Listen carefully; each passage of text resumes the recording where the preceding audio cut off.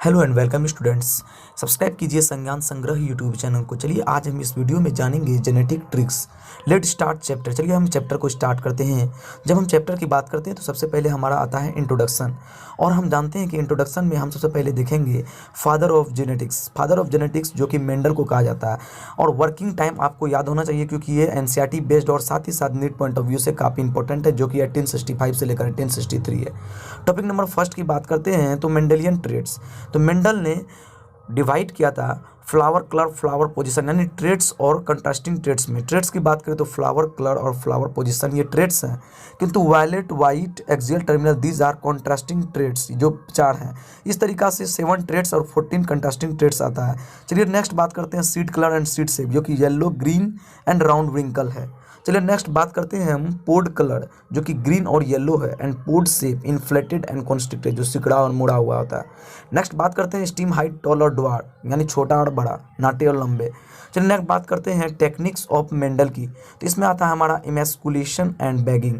जब हम इमेस्कुलेशन की बात करेंगे तो इसमें सिंपल सी बात है किसी फ्लावर के एंथर पार्ट को रिमूव करना, इसलिए करना क्योंकि हम cross pollination, that means self pollination को प्रिवेंट कर सके, बचा के रख सके।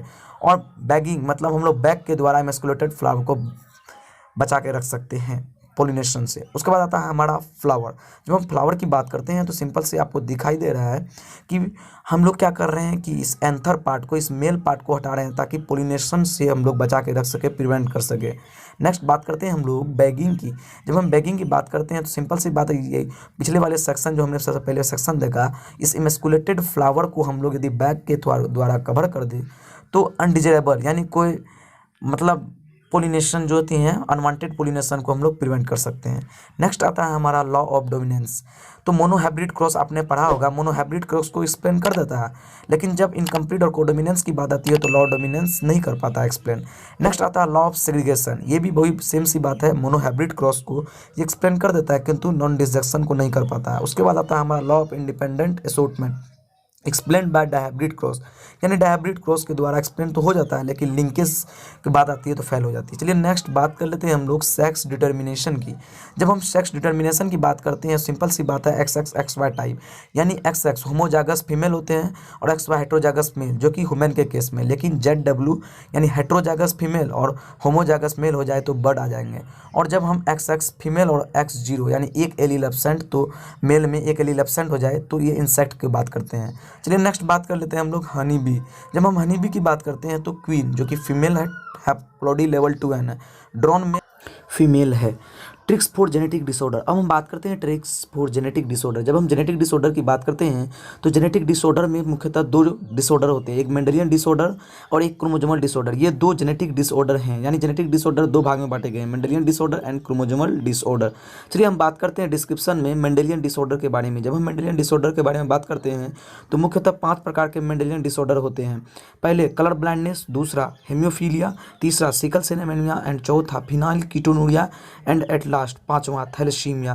तो ये 5 मेंडेलियन डिसऑर्डर में आते हैं। चलिए नेक्स्ट बात कर लेते हैं पहले हम कलर ब्लाइंडनेस के, यानी हम कलर ब्लाइंडनेस से हम मुख्यतः पूर्ण रूप से हम अध्ययन करेंगे। चलिए हम बात करते हैं कलर ब्लाइंडनेस के। तो कलर ब्लाइंडनेस आप सिंपली याद रख सकते हैं कलर, हिंदी मीनिंग रंग, तो R for red and G for green, यानी ऐसे पर्सन जिसको रेड और ग्रीन में डिफिकल्टी आता है, यानी कन्फ्यूजन होता है, नहीं पता कर पाता। चलिए बात करते हैं हेमोफीलिया, क्लोटिंग डिफेक्ट, यानी छल्ले हो जाते हैं और छल्ले की वजह से यानी खून नहीं जम पाते हैं, खून एक्सेसिव ब्लीडिंग होता है। बात करते हैं सिकल सेल एनीमिया, यानी ऐसे नॉर्मल RBC सेल जब कचिया सेप, सिकल सेप के हो जाते हैं तो उसे सिकल सेल एनीमिया कहते हैं। और सिकल सेल एनीमिया में खास बात क्या है कि हीमोग्लोबिन को ब्लड कैरिंग कैपेसिटी घट जाता है, दैट मीन्स जो हीमोग्लोबिन है जो ब्लड कैरी करता है उसकी कैपेसिटी घट जाती है। चलिए बात करते हैं substitution of glutamic acid by valine at 6 position of globin chain haemoglobin, यानी हीमोग्लोबिन में ही क्या होता है कि 6 पोजीशन में ग्लूटामिक एसिड जो होते हैं वेलिन के द्वारा रिप्लेस हो जाते हैं। उसके बाद बात करते हैं फिनाइल कीटोनुरिया, यानी फिनाइल एलानिन टायरोसिनेज एंजाइम के प्रेजेंट में टायरोसिन में कन्वर्ट हो जाएंगे, लेकिन जब एंजाइम की एब्सेंट हो जाए, एंजाइम की लेकिंग हो जाए तो ये फिनाइल पाइवरिक एसिड में बदल जाते हैं, जो कि एक प्रकार के कीटोन बॉडीज हैं। चलिए नेक्स्ट बात कर लेते हैं HB में चैन कम था, यानी थैलेसीमिया के केस में क्या होगा, हीमोग्लोबिन चेन जो होंगे वो रिड्यूस हो जाएंगे। और सिंपल सी बात है कि आप इसे सिंपली याद रख सकते हैं कि HB चैन एंड T था थैलेसीमिया।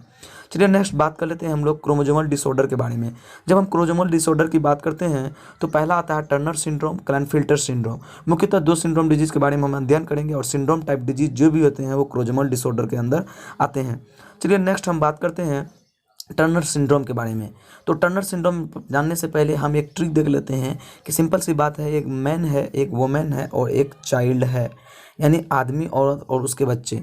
आप सिंपल सी ट्रिक लगा सकते हैं कि ये डायग्राम है तो आप समझ भी सकते हैं कि this is a man, women and this is a child. चलिए हम जान लेते हैं कि मैन के बारे में। टर्नर सिंड्रोम क्या होता है कि ऐसे पर्सन जिसमें क्या होता है कि मेन होने के बावजूद फीमेल कैरेक्टर यानी एक्स एलील ज़्यादा आ जाता है, फीमेल कैरेक्टर बढ़ जाता है। आप सिंपली ऑब्जर्व भी कर सकते हैं कि x y, simple x y होता है लेकिन एक्स कैरेक्टर मेन में जैसे देख सकते हैं एक्स वाई, और फीमेल में क्या आता है, एक एलील कम हो जाता है। यानी उसके बाद आता है डाउन सिंड्रोम, यानी 21 क्रोमोसोम्स की ट्रैकोपी हो जाती है।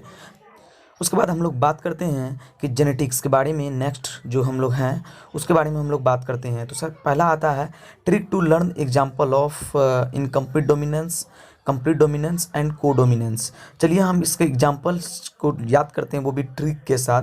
तो सबसे पहले हमारा जो पहला आता है वो आता है इनकम्प्लीट डोमिनेंस।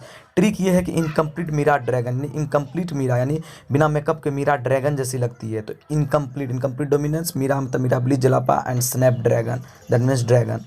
चलिए नेक्स्ट हम बात कर लेते हैं ऐसे ही एक एग्जाम्पल को लेते हुए आप आसानी से समझ सकते हैं इस इनकम्प्लीट डोमिनेंस के बारे में। सिंपल सी है, ब्लैक और रेड। हम जब ब्लैक और रेड में क्रॉस करते हैं तो कैरेक्टर हमें चाहे तो ब्लैक चाहे तो रेड आना चाहिए, क्योंकि जो डोमिनेंट होते हैं वही आते हैं। किंतु यहाँ पर क्या होता है, कोई तीसरा कैरेक्टर पिंक आ जाता है।